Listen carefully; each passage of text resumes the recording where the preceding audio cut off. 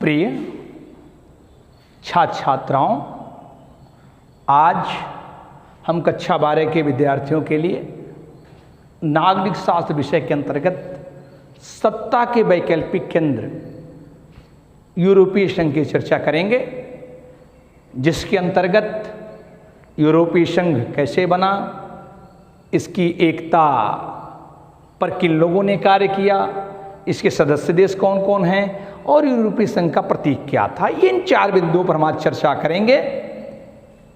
प्रिय विद्यार्थियों, द्वितीय विश्व युद्ध की समाप्ति के बाद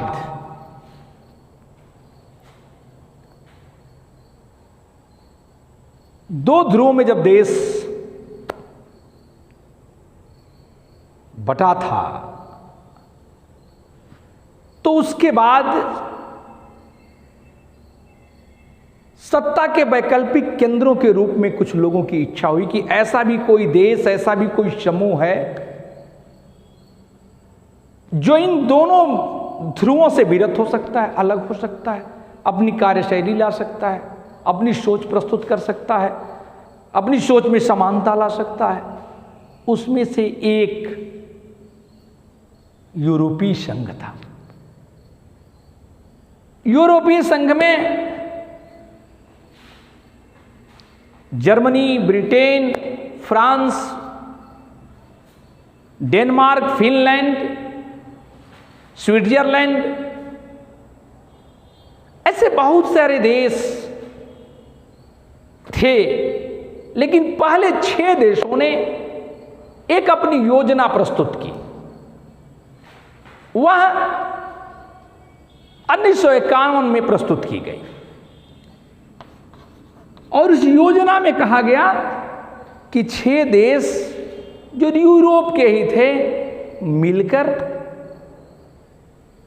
अपनी आर्थिक नीति मजबूत करेंगे, अपनी राजनीतिक पकड़ मजबूत करेंगे, एक दूसरे के साथ सहयोगात्मक भूमिका में प्रदर्शित होंगे और धीरे धीरे द्वितीय विश्व युद्ध के बाद यूरोपीय संघ के आपसी गठन और उसकी अच्छाई को देखते हुए बहुत सारे देश उससे जुड़ने लगे। धीरे धीरे जुड़ते जुड़ते इनकी संख्या बढ़ी और बढ़ते बढ़ते 2016 एक ऐसा समय आया कि वर्ष 2016 में पूरे विश्व की सबसे ज्यादा आर्थिक मजबूत व्यवस्था यूरोपीय संघ की हो गई। इसलिए कि वे सारे के सारे देश जो 2016 तक यूरोपीय संघ के रूप में जुड़े हुए थे, एक दूसरे से बिजनेस के तौर पर, एक दूसरे आर्थिक सहयोग के तौर पर इतना जुड़ गए, एक दूसरे में से आयात और निर्यात सामानों का करके वे एक दूसरे से ऐसे एडजस्ट हो गए कि यूरोपीय संघ विश्व की सबसे अच्छी और बड़ी अर्थव्यवस्था के रूप में सामने आया। साथ ही साथ यूरोपीय संघ ने एक और अच्छा काम किया। यूरोपीय देशों के जो लोग थे उन्होंने अर्थव्यवस्था को बढ़ावा देने के साथ साथ आपस में एक ऐसा सामंजस्य स्थापित किया कि विभिन्न देशों की मुद्राएं अलग अलग थी, व्यापार करने में समस्याएं होती थी। तो वर्ष 2002 के बाद, चूंकि 2002 में बहुत सारे देशों ने मिलकर यूरोपीय संघ के समस्त देशों के लिए जो मुद्रा थी उसको यूरो के रूप में परिवर्तित कर दिया। और यदि वो यूरो के रूप में हुआ तो निश्चित तौर से 2002 में यूरोपीय संघ के लोग यूरो मुद्रा को लागू करके, सभी देशों के द्वारा यूरो मुद्रा को लागू करने के बाद वे आपसी जो निर्यात और आयात के कारण जो व्यावसायिक स्तर पर बढ़ोतरी हुई, वह एक प्रमुख कारण रहा यूरो का होना। आप विभिन्न देशों से निर्यात और आयात करने का जो कार्य करते हैं उसमें रुपया का परिवर्तन होता है। आप अमेरिका से सामान लाइए तो क्या आप इंडियन रुपीज वहां दे सकते हैं? नहीं दे सकते। आप इंडियन रुपीज तब देंगे जब उसको अमेरिकी डॉलर में परिवर्तित किया जाएगा। वह थोड़ी सी क्रिटिकल पोजीशन होती है। आप अमेरिका से छोड़कर यूरोप से चलिए, यूरो में बदलना पड़ेगा। पाकिस्तान चलिए, पाकिस्तानी रुपया होगा। आप नेपाल चलिए, नेपाली रुपया में परिवर्तन करना होगा।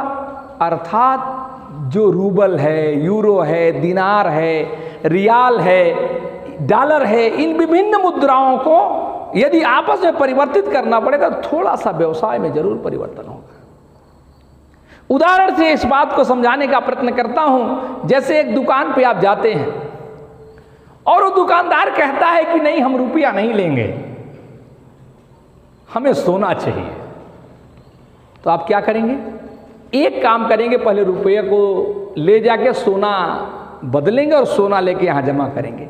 एक कहीं ना कहीं ये प्रोसेस, ये कहीं ना कहीं जो ये रूप है, कार्य करने की जो धारणा है, वह आपसी बिजनेस को प्रभावित करती है। और 2002 में ये जब इस समस्त देशों ने यूरो को लिया तो उसका एक कारण ये भी था कि वो समस्त देश चाहते थे कि हमारे इन यूरोपीय देशों में जो आयात और निर्यात का कम है, बिजनेस करने का, व्यापार का जो का साधन है, उसमें बहुत आसानी हो जाए। और उसका फायदा मिला। और 2002 से लेकर 2016 पहुँचते पहुँचते उनके बीच आयात और निर्यात का ऐसा क्रम जारी हुआ, ऐसी व्यवस्था स्थापित हुई कि समस्त देशों की और अर्थव्यवस्थाएं नंबर 1 पर पहुँचने का काम की। उसके लिए यह महत्वपूर्ण है। दूसरी बात मैं करना चाहता हूं, यूरोपीय संघ की एकता। शुरू में जब यूरोपीय संघ का गठन हुआ तो ऐसा नहीं कि पहले ही यूरोपीय संघ का गठन हो गया। द्वितीय विश्व युद्ध के बाद यूनाइटेड किंगडम से लेके जर्मनी, इटली, फिनलैंड, स्विट्जरलैंड आदि देशों में से केवल पहले 6 देशों ने आपसी सामंजस्य स्थापित किया। और उनके आपसी सामंजस्य और एकता को बनाए रखने के लिए एक दूसरे देशों ने सहयोगात्मक भूमिका अपनी प्रदर्शित की।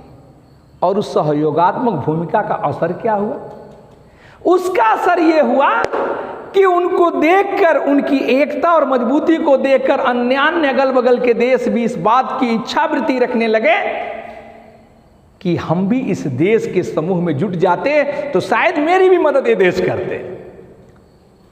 4-10 लोग मिलके इतना मजबूत एक कार्यक्रम कर दें कि उनको पूरा समाज कहे कि बेहतर कार्य है, इनकी सोच बेहतर है, इनके कार्य बेहतर हैं, तो निश्चित तौर से उसके आसपास के लोग भी उससे जुड़ने का प्रयत्न करेंगे।